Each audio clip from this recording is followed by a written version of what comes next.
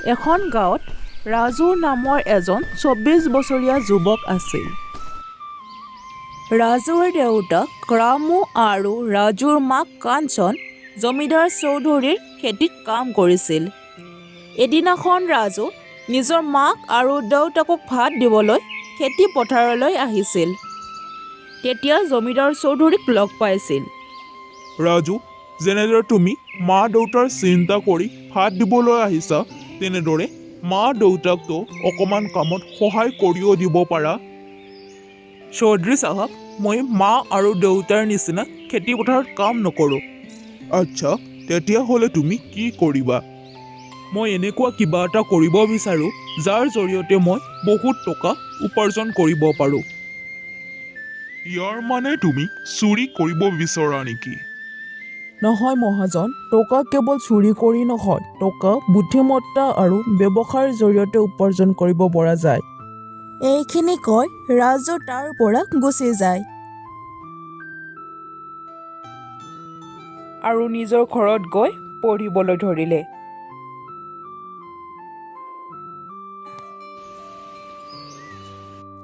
সন্ধিয়াৰ সময়ত ৰাজুৰ মাক কাঞ্চন ৰাজুক ক'লে, বপা, চৌধুৰী চাহাবৰ কথাত তই বেয়া নাপাবি।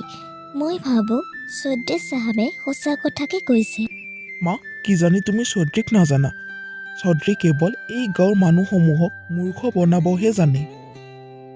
তেতিয়াই ৰাজুৰ দেউতাক ৰামুই কয়, ৰাজু, তই নাপাহৰিবি, আমাৰ ঘৰত দুবেলা দুমুঠি কেৱল চৌধুৰী চাহাবৰ বাবেহে আহে। নহয় দেউতা, আমাৰ ঘৰত দুবেলা দুমুঠি কেৱল মাত্ৰ তোমাৰ কষ্ট আৰু কৰ্মৰ ফলতহে আহে। আৰে ৰাজু, তই বুজি নাপাও কেলে? এতিয়া আমি বুঢ়া হৈ আহিছোঁ। এতিয়া আমি আৰু কষ্টৰ কাম কৰিব নোৱাৰোঁ। এনেকুৱা কথা নহয় মা, মই আপোনালোকক সহায় কৰিব বিচাৰোঁ, কিন্তু মই কেতিয়াও এই চৌধুৰীৰ তাত গোলামী কৰিব নিবিচাৰোঁ। মই নিজৰ ব্যৱসায় কৰিম। আৰু তই ব্যৱসায় কেনেদৰে কৰিবি? ব্যৱসায় কৰিবলৈ হ'লে পইচাৰ প্ৰয়োজন হয়। তোৰ তাত ইমানখিনি পইচা হ'ব জানো? ইয়াৰ পিছত ৰাজু অতি দুখ মনেৰে ঘৰৰ পৰা ওলাই যায়। আৰে কি হ'ল মোৰ ভাই ৰাজু? বহুত চিন্তিতত লাগিছে। আৰে কি কওঁ মোৰ ভাই, আমাৰ গাঁৱৰ সকলো মানুহে চৌধুৰীৰ কালে কাৰনামে দেখাই নাপায়। চৌধুৰীয়ে বহুত চালাকিৰে মোৰ ককা দেউতাৰ মাটিসমূহ নিজৰ নামত কৰি লৈছিল। এতিয়া মই যিকোনো উপায়েৰে এই মাটিসমূহ ঘূৰাই আনিব লাগে। ইয়াত তই মোক কোনোবা উপায়েৰে সহায় কৰিব পাৰিবি নেকি? মোৰ চিনাকিৰ এজন ল'ৰাই বেংকত কাম কৰে। তাৰ লগত মই বাৰু তোৰ বাবে এটা লোনৰ বিষয়ে কথা পাতিম, তই চিন্তা নকৰিবি। দ্বিতীয়দিনীয়া ৰাতিপুৱাই সাজু হৈ ৰাজুই ঘৰৰ পৰা ওলাইছিলহে মাত্ৰ ৰাজুই গাঁওবুঢ়াক লগ পালে। আৰে ৰাজু, ৰাতিপুৱাই ৰাতিপুৱাই সাজু হৈ কলৈ যাবলৈ ওলাইছা? হয় গাঁওবুঢ়া, মই এটা লোনৰ বাবে চহৰলৈ যাব ওলাইছোঁ। আৰে, মই ভাবোঁ তই পাগল হৈছ ৰাজু। লোন লৈ তই কি কৰিবি এবাৰ ভাবিছানে? লোন লৈ মই মোৰ ককা দেউতাৰ মাটিখিনি ঘূৰাই লৈ আহিম। ঠিক আছে বাৰু, তোৰ যি মন তাকেই কৰ, কিন্তু প্ৰথমে গৈ চৌধুৰীক লগ কৰি আহ, তোক মাতিছে। ইয়াৰ পিছত ৰাজু চৌধুৰীৰ ওচৰলৈ গ'ল। আহা আহা ৰাজু, মই তোমাৰ বাবেই অপেক্ষা কৰি আছিলোঁ। আপুনি মোক কিয় মাতিছিল চৌধুৰী ডাঙৰীয়া? ৰাজু, মই শুনিছোঁ তই হেনো তোৰ ককা দেউতাৰ মাটিখিনি ঘূৰাই ল'ব বিচাৰিছা। হয় চৌধুৰী ডাঙৰীয়া, আপুনি ঠিকেই শুনিছে। ঠিক আছে তেতিয়াহ'লে, যোৱা, যাই কিনে মোৰ বাবে 30 লাখ টকা লৈ অহা। পইচা লৈ আহিবা আৰু তুমি ককা দেউতাৰ মাটি লৈ যাবা। ঠিক আছে, মই এইবাৰ পইচা লৈহে আপোনাৰ ওচৰলৈ আহিম। ইয়াৰ পিছত ৰাজু নিজৰ বন্ধুজনৰ সৈতে চহৰলৈ আহিল। চহৰৰ পৰা পইচা লৈ ৰাজু চৌধুৰীৰ ওচৰলৈ যায়। চৌধুৰী ডাঙৰীয়া, এই লওক আপোনাৰ পইচা, আৰু এতিয়াও মোক মোৰ ককা দেউতাৰ মাটিৰ কাগজখিনি দি দিয়ক। আৰে বা ৰাজু, তুমি যেনেদৰে কৈছিলা তেনেদৰে কৰিলা। এয়া লোৱা, তোমাৰ ককাই দেউতাৰ মাটিৰ কাগজ। মাটিৰ কাগজ লৈ ৰাজুই নিজৰ ঘৰলৈ উভতি আহিল। দেউতা, এয়া লওক আমাৰ ককাই দেউতাৰ মাটিৰ কাগজ। এতিয়া আপুনি আৰু চৌধুৰীৰ তাত কাম কৰিব যাব নালাগে।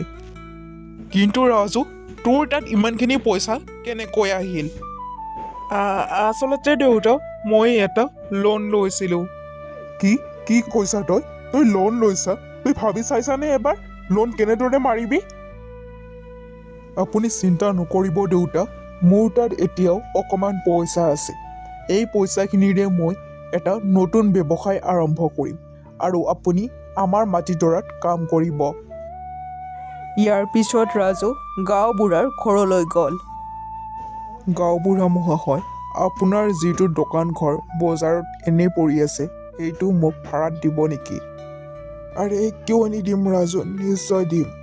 সেই দিনাখনৰ পৰা ৰাজু গাঁওবুঢ়াৰ দোকানখনৰ এটা নতুন ব্যৱসায় আৰম্ভ কৰিলে আৰু আনফালে ৰাজুৰ দেউতাক খেতিপথাৰত কাম কৰিব আৰম্ভ কৰিলে।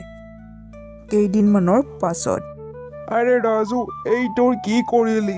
এতিয়া তোৰ ব্যৱসায়ো ভালদৰে চলা নাই, আনফালে আমাৰ মাটিডৰাত কোনো ধৰণৰ শস্যও হোৱা নাই, এতিয়া কি হ'ব? ইয়াৰ পিছত ৰাজু অতি দুখ মনেৰে নিজৰ খেতিডৰালৈ বুলি ওলাই গ'ল। হে ভগৱান, এইবিলাক কি হৈ গ'ল? মই কি ভাবিছিলোঁ আৰু কি হৈ গ'ল? এতিয়া মই কি কৰিম? ৰাজু এইবিলাক ভাবিয়ে আছিল। তেনেতে হঠাৎ এটা কলহলৈ ৰাজুৰ চকু পৰিল। হে, এইটো কাৰ কলহ? এইটোতো আমাৰ কলহ নহয়। এটা কাম কৰোঁ, এই কলহটোক মোৰ লগত ঘৰলৈকে লৈ যাওঁ। ইয়াৰ পিছত ৰাজুই নিজৰ লগত সেই কলহটো ঘৰলৈ লৈ গ'ল। মা, এইটো লোৱা কলহ। এই কলহটো মই আমাৰ খেতিডৰাতে পাইছিলোঁ। মই ঘৰলৈকে লৈ আহিলোঁ। তুমি ইয়াত কিবা থ'ব পাৰিবা। ইয়াৰ পিছত কাঞ্চনে কলহটোত কিছুমান বস্তু থ'লে, কিন্তু বস্তুৰ সলনি কলহটোৰ পৰা কিছুমান সোণৰ মুদ্ৰা ওলাব ধৰিলে। আৰে হে ভগৱান, এইবিলাক কি হৈছে? এইটো আচৰিত হৈ গ'ল। ইয়াৰ পিছত ৰাজুৱে নিজৰ মাক আৰু দেউতাকৰ লগত আনন্দত জীৱন যাপন কৰিলে।